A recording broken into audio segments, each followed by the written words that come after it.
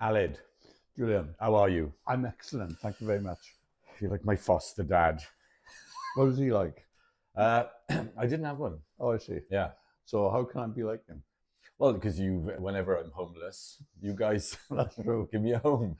Yeah. So yeah, over the It's years. more like a kind landlord, though. Yeah, and then instead of payment, I make you go through this trauma. What of you being, mean? I'm not getting paid.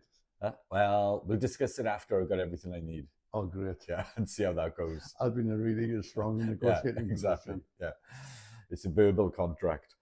Tell everyone who you are and what you do. My name's Aled Eirug. I'm what am I?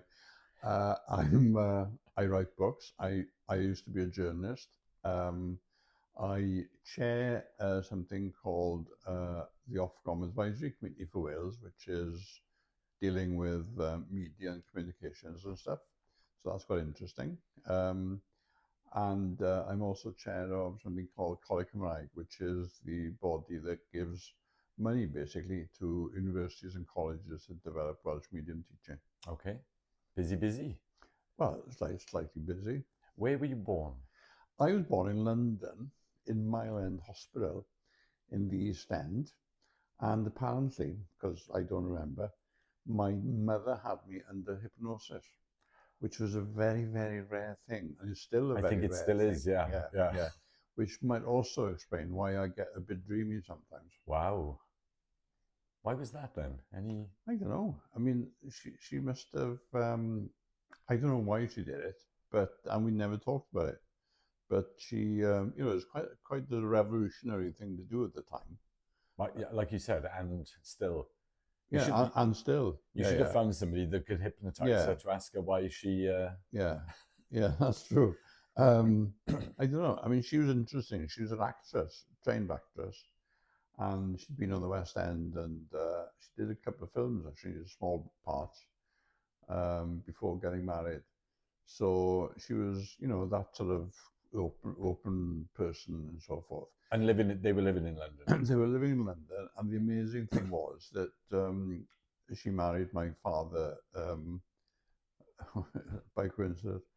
But my father was a minister of religion. So a minister of religion marrying an actress was another very, very rare thing. And he was English? God, no. I was going to say. He was Welsh. He was from Lampeter and a place called Cwmllynfell in Swansea Valley. What was his name? Dewi Eirug. And then my mother was named Emily. And she was from Pentargar.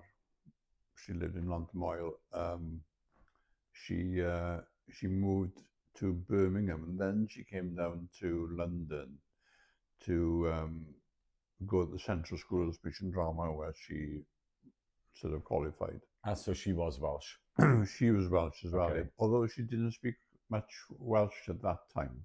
She sort of lost a bit of it after Birmingham, I think. But my father was a Welsh speaker, and he was minister in a Welsh language chapel in Chelsea, in Radnor Walk. If you could go back, and well, I don't know how it would, what the conversation would be. Would you being born in London okay?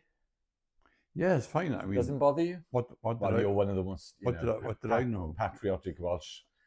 Yeah, but I've met. No, but I didn't know how traumatizing it was at the time. Yeah. No, I perfectly enjoyed it. I mean, if you imagine, you enjoyed being born. Well, I enjoyed existing, and it was a Welsh language world for me. I mean, I was at home, spoke Welsh.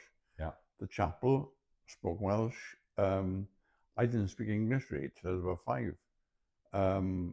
So I think I was taught to say our address in English, I think, just in case I got lost, which I did a couple of times. But no, I enjoyed London. But we then moved when I was 5 to Llanbrynmair, which is a little village in mid-Wales in Montgomeryshire. And that was idyllic, really. Okay. Nice. It was. Yeah. But I'm really happy you enjoyed being born. No, I don't remember being born. But I do remember living there, and I remember getting lost. I got lost where Battersea Rise is as it comes up to Clapham Common. I think my mother had gone shopping in Dickens and Harding and Hobbs, Okay. or Harding and Hobbs, and I got lost in the store. How old? I must have been 2 or 3. Okay. And Wow. That's young, it was young to get lost. and I was eventually found in they had a barber shop there, and they had a little sort of spaceship sort of thing that little kids could sit in as they were getting a haircut. They found me in that, but I'd been banging on about the trees, right? And they couldn't understand, why is he banging on about trees in the middle of the department store? Well, the trees for me were the carpets, the carpets that are standing up. So I'd gone looking for the trees. It's all a bit odd, right? Yeah. There we are. Wow. They found me. A question. Where were you 10 years ago? Physically, mentally? 10 years ago would have been 2014. I was working, I think, as special advisor for Welsh Government and Welsh Language Policy. I was writing a PhD on opposition to the First World War in Wales. Light reading? Sorry? Light reading? It's a very serious subject. Exactly, that was Julian. my point. Yes. Yes, you shouldn't be light-hearted about it. I wasn't. I take it back. A lot of people were killed, and it's a very, very sad story. I'll have to read that. You haven't, have you? You should have read it and researched. I should have. Yeah, interview. Exactly. I should have known you. I should have known you were born in London, so my research has been poor. Where do you hope to be in 10 years' time? Alive. So I'm 69 now. So hopefully, touch wood, I've got another 20 years. You're doing great. Well, we all know this. So far. You don't stop, Well, I'd be totally bored if I did. Yes. And I've got the concept of retirement is just something I just don't get. Yeah, really. Me neither. But I think I'd go bonkers. I think you're more likely to go downhill. Oh yeah, absolutely. Yeah. By stopping. And you start switching off from life. And I know people who strive, they wish in the years away to get to that point. Well, and I'm the opposite. What's the point? Yeah, I want to be BMXing when I'm 70. And you hear so many stories about people who retire and they're dead within a year. Yeah, they retire Tuesday and get buried Wednesday. So there. Any regrets? Should I charge the phone? I wish I'd been better musically. Okay. I think my work with a triangle in a percussion band would have been when I was 9 in primary school didn't take me far enough. And when I did piano lessons in Llanbrynmair, my teacher she'd called me Beethoven. I think she was being sarcastic. Do you think? Yeah. Is she around? Can we ask her? No, I think she died. Long gone. She was mortified. Yeah. What's your greatest love? Apart from Maggie. Well, mine's music. Apart from the obvious one. Yeah, exactly. Apart from the obvious one. I love football.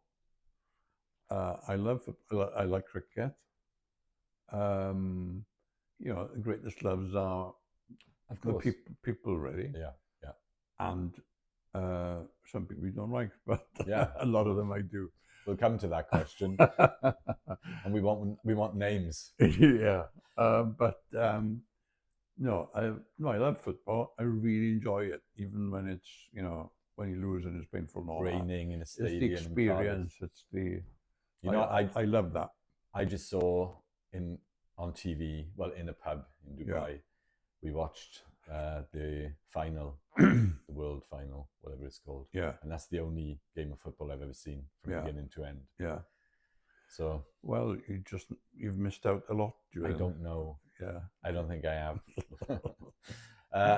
What's your greatest fear? I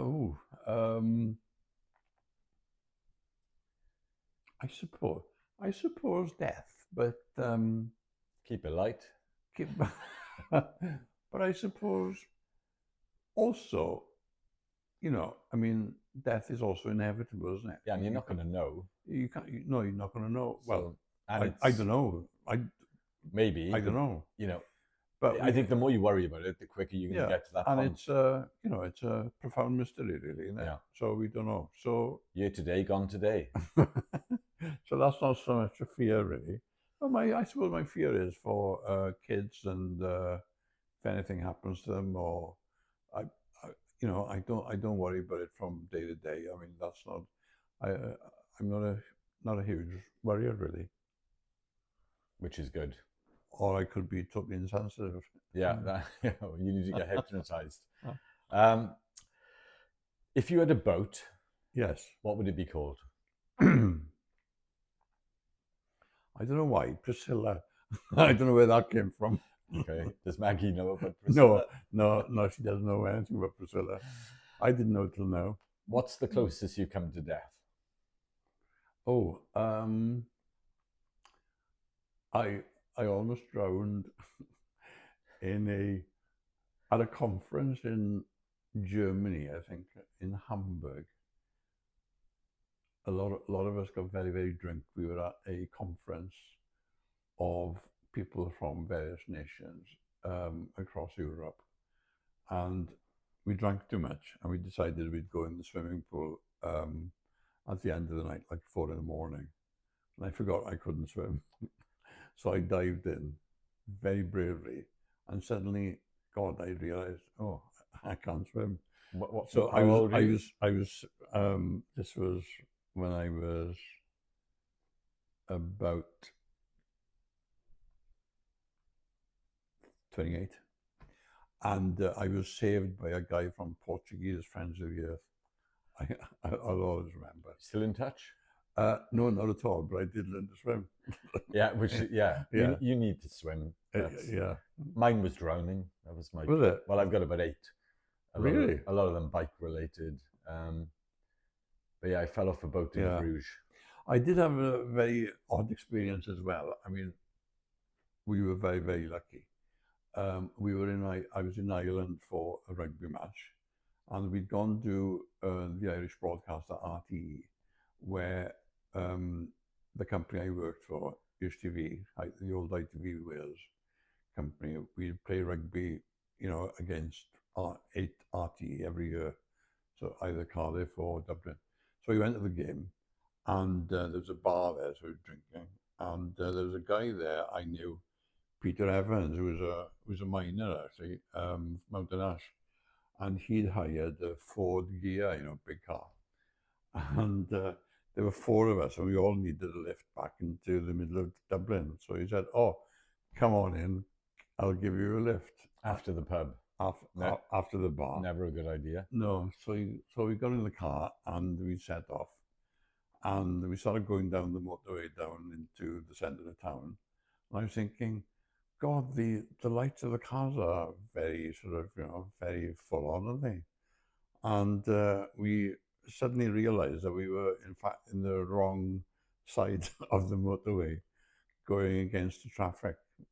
I mean, So thank God we got off the next junction. But flipping heck, that could have been very, very nasty. Yeah, for you and the oncoming.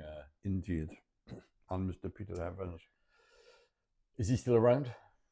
I don't know. Okay. I don't know. Well, somebody He shouldn't be. But no, exactly. He might be. Somebody needs to have a stern Yeah. word with him. What's the last gift you gave somebody?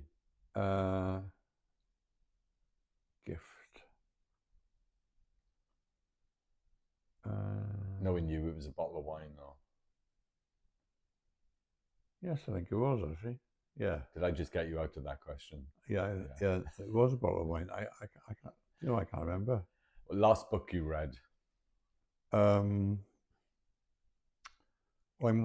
I'm reading a series of novels by somebody called Alice Hawkins, I think. She is from Cardigan, and she's written a series of novels based on a blind coroner in the Teifi Valley. Wow. And she's an interesting writer. She's based in the Forest of Dean. She's in Oxford University, but she was brought up in Cardigan and taught by somebody called Manel Levin, who's a very, very good poet and author herself.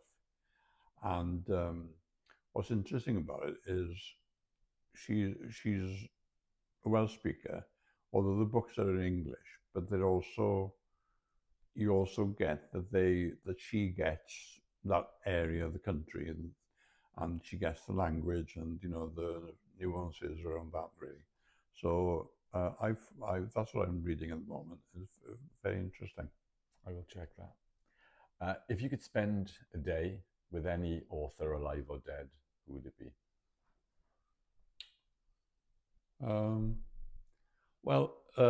I think a couple come to mind. I've loved John le Carré, so I'd be very interested in spending time with him. I love Maya Angelou, and I think that would be very inspirational. I think putting the two together, I don't know how that will work though. Yeah, maybe meet them at different times. I doubt they get on. Yeah. I think le Carré would think that you'd have to mediate. Too nice, and Maya Angelou would think that le Carré was too cynical. Yeah, just a long table. You could do that, like the Putin table. Yeah, that was what a table. Next, where were we going? We were going somewhere. Authors? No, I was going to ask you about the book you've just finished. Oh, yeah. Tell us. The book is the biography of Dafydd Thomas, who is a politician born in 1946. He became an MP at the very early, he was very young when he became MP, youngest at the time, 27, in 1974. So it's the story of his life. As an MP, he then became a member of the Senedd, the Welsh Parliament, and he was the first presiding officer. And it's that story really of not just the politics, but how his personal life affected his politics and vice versa. So that's been about 3.5 years in the writing, really, based initially on interviews with him, then interviews with other people who worked with him, about 80 people, and then putting all that together with archives and newspaper sources. And it's finished? It's finished. The proofs will come back to me for correction back in September, October, and it'll be published in March, probably, about 20-25 quid, Julian. Fine, yeah, we'll plug that. And the next plan? Next book. Yeah. Well, I've written a book on the opposition to the First World War in Wales, and I want to I want to write the book on opposition to the Second World War in Wales, which I think may be slightly more interesting as well, because it's more varied. Because you had the Christian pacifists, you know, the majority. You also had the Communist Party, who supported Hitler up to 1942, basically. Then you've got what happens with nationalists who didn't support the war from nationalist grounds. So there are a few stories there that are quite interesting, I think, and nobody really has written it up before. Well, hopefully when you finish the second, there won't be a third. The Third World War, well, that might be a runner. As you're typing up in your study and the mushroom cloud is off in the distance. What's your favourite destination? Home. Which one? That's a good question. Well, I love a home in Cardiff, really. I like Caswell a lot, and it's Swansea. fun. Caswell outside Yeah, Swansea, yeah. and then where I got into a routine of going in for a swim in the morning. And there's a group of people. It's like your Hamptons. Go Hamptons. Yeah. We're going to the Hamptons. Yeah, exactly. This weekend. It's a bit like that, although it's only an hour and a quarter. I don't know how far the Hamptons are from central Manhattan. I think it's, I don't know. I've been, but I can't remember. Well, if you're going by helicopter, I suppose it's quite. Yeah, I wasn't. Quite near, isn't it? Sadly, probably a transit van. What's your least favorite destination? I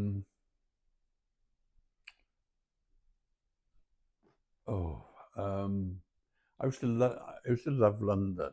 I just find it a bit tedious by now, really. So possibly London, I think. But I don't. That's not how I feel about places. I think they're all very interesting. Same, me too. What's your worst trait?